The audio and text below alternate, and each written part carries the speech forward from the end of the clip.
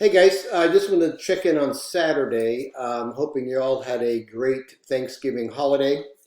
And we are on the threshold here of entering Module 6. So we are really getting close to the end of our time together. So just a couple reminders.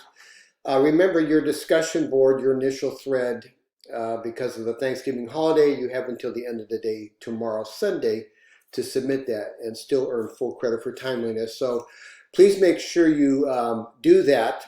And this assignment, discussion board assignment this week is important because it has you looking at some of the processes and techniques that courts use to help more efficiently and effectively process cases.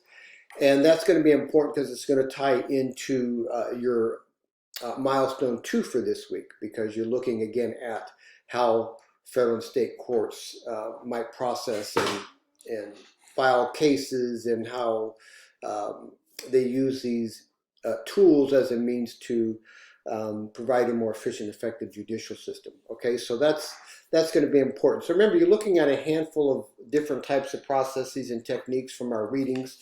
Uh, and those include the docket management program, e-filing, model continuance policy, case flow management, and differentiated case management. And some of you have already identified in some of your posts that the federal government uses what's known as PACER, P-A-C-E-R, and that basically is public access to computerized electronic uh, records. In other words, your ability as a litigant to go in and access your records if you filed a federal case, and your attorneys to do the same thing. So federal courts use PACER, and that's something you can reference. That'd be a good source, a good specific and relevant example to reference. So some courts use the federal courts use PACER. State courts might use a similar type of program. You could probably check by Googling your local court website and see what they have in terms of e-filing, and you'll get an idea as to what's available. You'd be surprised at how many courts are going to these type of processes and techniques to better serve those who are seeking the services of the court. Okay, so that's your discussion assignment, and then of course your milestone 2 assignment. As I mentioned, this is probably one of the more challenging modules, because a lot of what goes on here is not supported by, at least not to the extent that it should be probably, by our textbook. So you have to look at the resources that were posted in the uh, module 5. So make sure you take a look at those resources. And then you can use our textbook to fill in some of those gaps. Because, for example, when you look at, in terms of how a court might calendar and continue this case, as I point out in my short module lecture, federal courts, in terms of continuances, abide by the Federal Speedy Trial Act of 1974, and that's discussed in your textbook. So again, you can look at that and see how that might apply, and then apply that information into your response for that particular critical element. All right.